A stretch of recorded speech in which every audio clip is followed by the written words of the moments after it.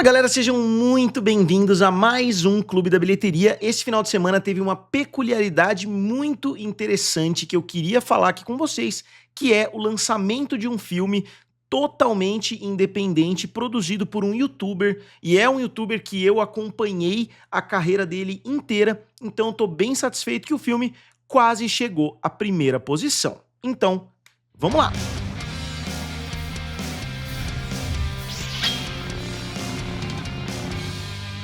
Então pessoal, eu sou o Felipe, aqui do canal Triplo F, também lá do canal Guerra dos Streamings, e vamos cair direto no assunto.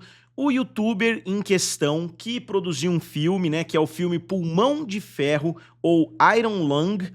O cara é o Markiplier. O Markiplier é um dos grandes youtubers, ele tem quase 40 milhões de inscritos e ele não produz mais tanto conteúdo assim pro YouTube como é comum, né, da gente ver pros youtubers originais, digamos assim. Ele era um grande amigo do PewDiePie. Quem acompanha o canal Triplo F há muito tempo sabe que eu fiz uma série de vídeos a respeito do PewDiePie, né, na época que estava tendo toda aquela corrida do PewDiePie contra o T-Series. Eu abordei várias vezes aqui no canal, é um youtuber que eu sigo até hoje. Ele mora no Japão, ele fez inclusive um vídeo bem interessante num estúdio de anime recentemente. E o Markiplier surgiu, basicamente, ele já era popular, mas ele ganhou mais popularidade ainda como um dos grandes amigos do PewDiePie, juntamente com o Jacksepticeye, que é outro youtuber que também está participando desse filme. Eu tenho certeza que em algum momento eles viram se o PewDiePie queria participar, mas ele está morando no Japão, totalmente sossegado ali com a vida, então acho que ele não teve interesse em participar. O filme Iron Lung tem uma história interessante, né, porque o Markiplier, ele já tinha ido para esses projetos mais grandiosos, digamos assim, e não somente vídeos de YouTube. Ele já tinha produzido filmes interativos para o YouTube Originals, né, então ele tinha feito filmes originais interativos para o YouTube, que fizeram muito sucesso lá nos Estados Unidos. Aqui não é um youtuber muito famoso, né, como o MrBeast, que é famoso tanto lá quanto aqui, mas o Markiplier sempre foi um dos grandes nomes do YouTube lá nos Estados Unidos, e agora ele lançou de forma totalmente independente. Ele falou, ó, eu vou produzir com meu próprio dinheiro, gastou 3 milhões de dólares, e aí ele falou, eu mesmo vou levar isso às salas de cinema, vou negociar direto com as salas e não com um estúdio distribuidor, né? Então ele não foi bater na porta de uma Disney, de uma Warner e etc, ele foi direto nas salas de cinema. Não sei se foi exatamente assim, se ele tentou e não conseguiu, né? Mas essa é a história, né? Ele basicamente lançou o vídeo negociando direto com a sala de cinema. Primeiro ele conseguiu algumas salas, mas logo eles viram que a procura estava muito grande e começaram a expandir cada vez mais o lançamento. E no final das contas o filme acabou tendo um grande lançamento. O filme chegou, para vocês terem uma ideia, em mais de 3 mil locais, né? Então, em 3 mil theaters, né? Como eles falam lá nos Estados Unidos, 3 mil salas. Não é exatamente salas, né? Mas em 3 mil locações.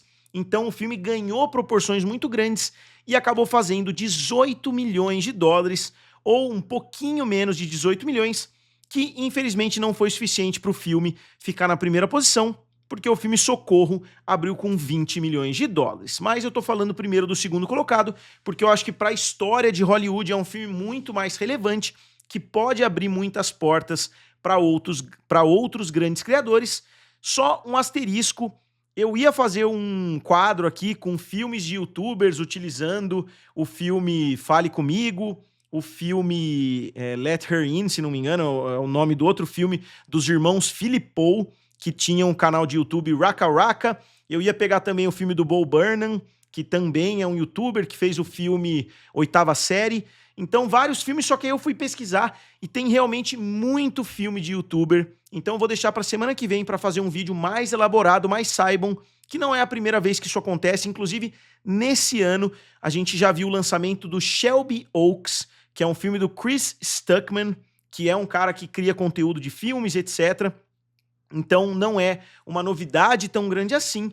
A grande novidade do Shelby Oaks é que ele é um crítico de cinema e ele fez um filme, então talvez esse elemento seja até mais importante do que o fato dele ser um youtuber. Mas o Markiplier, o mais surpreendente foi justamente a forma com que esse filme foi feito, né? Existe um jogo Iron Lung, né, que seria o Pulmão de Ferro, e ele negociou diretamente com o criador do jogo. O criador começou postando piadas no Twitter, falando, ó, eu vou fazer um filme com o Markiplier e com o Jacksepticeye, né? E o filme acabou saindo do papel alguns anos depois, né? De 2023 até 2026. E agora o filme está sendo lançado com essa campanha de marketing viral, né? Digamos assim, que fez com que muitas pessoas fossem às salas de cinema. Inclusive, mesmo ficando na segunda posição, o filme teve a melhor média por sala, né, que foi mais de 5 mil dólares, praticamente 6 mil dólares por sala. Então o filme, né, com certeza teve uma performance muito positiva. Além disso, o filme custou 3 milhões de dólares e já fez 18 milhões. Somente nos Estados Unidos, ele até teve uma estreia na Europa, na Austrália, né, mas esses números ainda não foram contabilizados. E eu não sei se um filme como esse vai ter uma estreia internacional, porque o mercado internacional é muito difícil de distribuir, né? Então você tem que ter uma parceira internacional. Vamos ver se ele vai fechar parcerias como essas. Resta a gente ver se outros criadores vão ter potencial para fazer um lançamento como esse, porque não é algo fácil. Eu tenho certeza que os grandes estúdios já estão de olho no que está acontecendo com lançamentos como esses, mais ou menos o mesmo estilo de lançamento que a Taylor Swift fez, né, sem nenhum grande estúdio.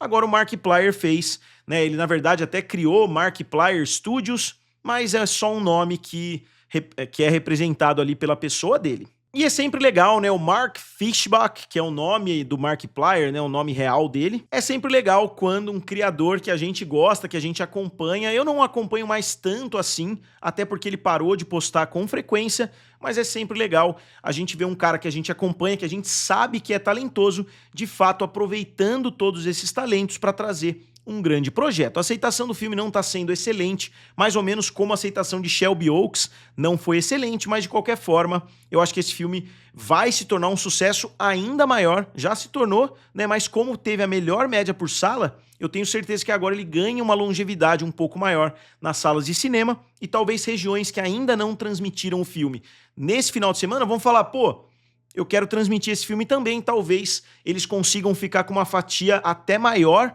né, do lançamento, porque não tem um estúdio no meio. Mas agora vamos voltar um pouquinho no tempo e falar do filme Socorro. O filme Socorro, ele foi dirigido pelo Sam Raimi. Só de olhar a capa, eu já sabia, a capa não, né, o pôster, eu já sabia que o filme tinha sido dirigido pelo Sam Raimi, porque eu achei que seria inclusive uma sequência, né, dos filmes Evil Dead ali, que ele produziu vários filmes. Então eu já bati o olho e falei, pô, só pode ser um filme do Sam Raimi. E de fato é um filme com a Amy Adams e com o Dylan O'Brien. Para quem não se lembra, Dylan O'Brien é o Percy Jackson. E o filme Socorro, da 20th Century Studios, custou 40 milhões de dólares, abriu com 20 milhões de dólares em território norte-americano e chega a 28 milhões de dólares. Então, para os padrões do Sam Raimi, que já fez a trilogia ali do Homem-Aranha e etc., não é um filme com resultado sensacional. E o ideal é sempre quando um filme consegue bater o seu orçamento já no primeiro final de semana. Isso não aconteceu, mas o filme não teve uma abertura internacional, né, digamos assim, então pode ser que o filme venha a ser bem sucedido. Não foi um primeiro final de semana excelente, mas eu acho que de qualquer forma o filme tem potencial para se tornar bem lucrativo, porque ele tá tendo uma aceitação muito grande, de 96%, então é um filme que pode despertar o boca a boca de muita gente, muitas pessoas podem ir ao cinema. Não é um filme que já tem uma fandom ali, né, não tem uma base de fãs que querem assistir, então você tem que conquistar o público pouco a pouco. Então vamos torcer para esse filme, né, pelo menos é legal ver um filme original de um grande diretor como Sam Raimi. E só falando brevemente do segundo colocado, né, que é o Pulmão de Ferro, eu pretendo fazer uma análise específica para esse filme. Eu quero abordar esses filmes baseados, né, em YouTubers, não filmes de YouTubers, porque são duas coisas diferentes. Tem muitos canais de YouTube que acabam lançando um filme, mas com o próprio personagem do filme, ou como é o caso a série do MrBeast. Eu não tô olhando só isso, eu tô olhando quando YouTubers vão para o cargo de diretor e fazem um filme totalmente diferente, né, que não envolve o personagem ali, entre aspas, do canal. Então, só deixando bem claro, e eu vou trazer uma análise, como eu disse, mais aprofundada em um vídeo futuro. Agora vamos falar do terceiro colocado, que também é uma novidade, que é o filme Melania, que é um documentário com a esposa do Donald Trump, que muitas pessoas estão criticando, obviamente, e eu entendo até as críticas, porque o documentário custou 40 milhões de dólares, né, teoricamente, mas parece que 28 milhões desses 40 milhões foram direto para o bolso dos Trumps ali, digamos assim, da Melania Trump mais especificamente, o que muitas pessoas falaram, pô, isso nunca acontece em documentários, você recebe uma participação, né, uma parte pequena, e não 70% ali do orçamento do filme, então muitas pessoas já torceram o nariz, e parece que o documentário é extremamente positivo, né, para a primeira-dama, fala muito bem dela, muito bem do Trump, etc., o que é totalmente normal, né, o documentário poderia ser um documentário crítico ou um documentário falando bem, e claramente é um documentário falando bem. Muitas pessoas estão falando que é uma propaganda a favor do governo e etc. Mas aí eu já não sei também, porque os dois tem gente elogiando, tem gente criticando, como é muito comum da gente ver hoje em dia na internet. Mas não dá para negar que receber 20 e tantos milhões ali para produzir um documentário a respeito de você mesmo é algo altamente questionável, ainda mais quando seu marido é o presidente dos Estados Unidos, né? Então, em meio a tanta turbulência aí no governo, não dá para negar que uma coisa dessas levanta as sobrancelhas, né? Muitas pessoas vão ficar fazendo acusações em volta de um filme como esse chegando. Mas vamos falar do resultado. O filme chegou com 7 milhões de dólares, né, só nos Estados Unidos por enquanto, e o filme tem um orçamento de 40 milhões, então o filme está longe de ser um sucesso. Muitas pessoas estão falando que a Amazon ela só quer chegar um pouquinho mais perto, né, do Donald Trump fazendo esse documentário, porque todo mundo sabe, né, como o Donald Trump gosta desse tipo de coisa. Um dos motivos que ele falou de toda a situação da Groenlândia é porque ele não ganhou o Prêmio Nobel da Paz, né? Então foi uma atitude que muitas pessoas estão vendo dessa forma. Mas os Obamas, por exemplo, depois do governo, eles fecharam um contrato com a Netflix. A grande questão é que eles ainda estão no poder, digamos assim, né, tanto o Trump quanto a primeira-dama. Então isso torna a situação um pouquinho mais questionável, mas nada também que já não tenha acontecido anteriormente, né? Então, não sei exatamente, não pesquisei para ver quantos presidentes lançaram filmes enquanto estão no poder, né? O Schwarzenegger, eu sei que já foi governador da Califórnia, outros presidentes, inclusive, já foram atores e assim por diante. Então, lá nos Estados Unidos, a situação é um pouco diferente nesse sentido. Eu queria saber a opinião de vocês aqui nos comentários. Eu, particularmente, não acho o lançamento de um documentário nada absurdo. Se você pode fazer vídeos e etc., criticando o presidente, você quer fazer um vídeo, um documentário falando bem, também é o direito de expressão lá nos Estados Unidos. Eu não sei somente a respeito, né, desse valor multimilionário aí pago. Talvez isso acabe gerando problemas futuros, talvez não para os Trumps, mas para a Amazon. E o filme foi produzido pela Rat Pack Entertainment, do Brett Ratner. O filme, inclusive, foi dirigido pelo Brett Ratner. E o Brett Ratner foi cancelado, digamos assim, em meio a várias acusações. Eu falo cancelado entre aspas, porque ele está dirigindo um novo filme.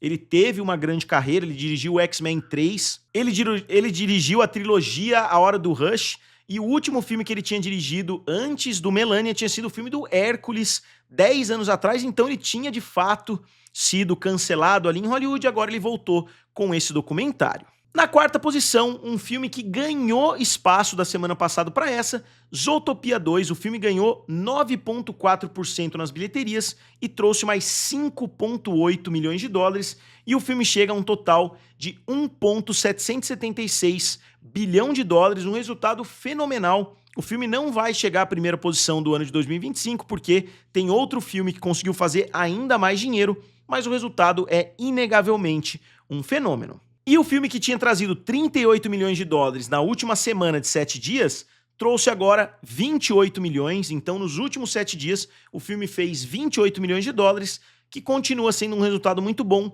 mesmo com quedas pequenas como essa. Eu acho que o filme vai ficar ali na casa de 1,850 bilhão de dólares, né, na melhor das hipóteses, porque o filme vem caindo e é muito difícil, né, que um filme no 10º final de semana, como é o caso de Zootopia 2, o filme volte a crescer, a menos que a Disney fale, ó, eu quero que o filme bata 2 bilhões de dólares, eu vou investir para isso, eu vou fazer negociação para o filme voltar para a sala de cinema, vou fazer marketing, mas eu acho difícil disso acontecer a essa altura. E eu vou colocando aqui para vocês todos os quadrinhos, né, atualizados do Zootopia 2, que eu já mostrei outras 9 vezes. Então, só para não ficar também repetindo muita coisa aqui para vocês, eu vou colocando rapidamente os quadros, se vocês quiserem pausar para dar uma olhada em algum de forma mais específica. vocês podem.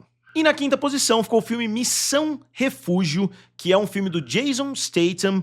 O Jason Statham sempre faz, né, esse tipo de filme, e o diretor que fez esse filme não é muito famoso por fazer filmes de grande sucesso. O filme da Black Bear abriu com 5,5 milhões de dólares e o filme chega a 13,5 milhões de dólares ao redor do mundo inteiro, só que o filme teve um orçamento salgadíssimo de 50 milhões e ele já teve uma estreia global, ele fez mais dinheiro fora dos Estados Unidos do que nos Estados Unidos, então não existe tanta esperança assim para o filme ter um boom ali de popularidade. E eu fiz aqui um quadrinho trazendo todos os filmes recentes, originais do Jason Statham, então eu não tô colocando filmes, né, como Velozes e Furiosos, que ele trabalhou, ou outras franquias, tô colocando somente filmes originais. Começando lá em 2013, vocês podem ver Parker, Hummingbird, Homefront, Wild Card, o filme Meg, Wrath of Man, Operation Fortune, The Beekeeper, Working Man e Shelter. Desculpem falar os nomes em inglês, aqui eu não coloquei os nomes embaixo e eu não quero ficar pesquisando nome por nome, mas esses são os filmes recentes, originais do Jason Statham, e com X são os filmes que definitivamente perderam dinheiro nas salas de cinema. Então a gente tem 3 filmes bem-sucedidos, um filme mais ou menos, que é o filme Homefront, com o James Franco, e 6 filmes que fracassaram por completo. Mas, novamente, o Jason Statham é aquele cara tipo Adam Sandler da ação, que muitas pessoas podem querer assistir o filme quando chega em um serviço de streaming. Então, acho que existe uma nova regra aí, né, que muitos filmes que chegam nas salas de cinema não precisam necessariamente trazer muito dinheiro, porque eles vão trazer dinheiro, né, quando eles chegarem a um serviço de streaming. Tanto que dos últimos 4 filmes aí do Jason Statham, 3 foram grandes fracassos. Se continuar dessa forma, não faz muito sentido investir no ator, mas eles continuam investindo, provavelmente porque em algum momento o filme acaba se pagando. E na sexta posição ficou o filme Avatar, Fogo e Cinzas.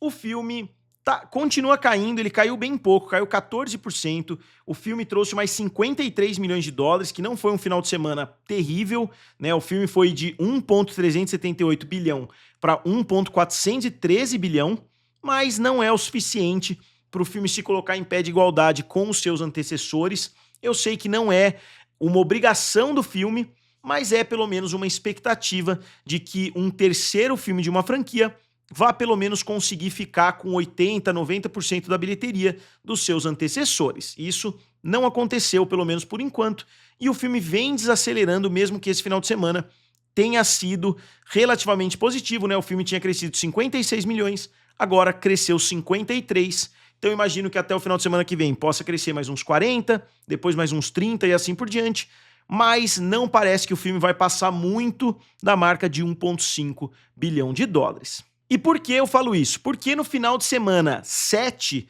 que é o final de semana que o filme se encontra atualmente, ele fez 5,5 milhões, como eu falei. O Avatar 2 tinha feito 15 milhões, então 3 vezes mais. E o Avatar, 31 milhões de dólares. Olhem o tamanho do fenômeno que Avatar 1 foi. Ele conseguiu fazer 6 vezes o que o terceiro filme fez nesse mesmo período, né, no 7º final de semana. Então, com certeza, o maior fenômeno de todos os tempos, né? Juntamente com Titanic, juntamente com E o Vento Levou, eu acho que são aí os grandes fenômenos. O primeiro Star Wars também, né, pode ser colocado nessa categoria. Avatar 3 está tendo a performance mais parecida com uma sequência animada, né, como Frozen e assim por diante. Não está mais na categoria de fenômeno absoluto de todos os tempos. Não que Frozen não seja, né, mas Avatar está num patamar acima. Tá num patamar ali com Vingadores Ultimato e esses outros filmes que eu citei. Se a gente ajustar todos esses pela inflação, eles ficam acima dos 3 bilhões de dólares. E o comparativo de cada território, eu não vou repetir novamente cada país aqui para vocês, porque o filme cresceu uns 3, 4 milhões em praticamente todos os países. Aqui no Brasil ele praticamente já sumiu das salas de cinema, ele cresceu menos de 500 mil na última semana inteira, né? Então não preciso ficar repetindo muito. Novamente eu vou colocar o quadrinho aqui para vocês darem uma olhada. A China com 159 ainda está bem distante dos 262. A França bateu a marca dos 100 milhões, mas somente 2 países bateram essa marca e parece que nenhum outro está próximo de bater, enquanto o primeiro Avatar, muitos filmes bateram, muitos países, quer dizer, atingiram a marca dos 100 milhões, principalmente o Japão.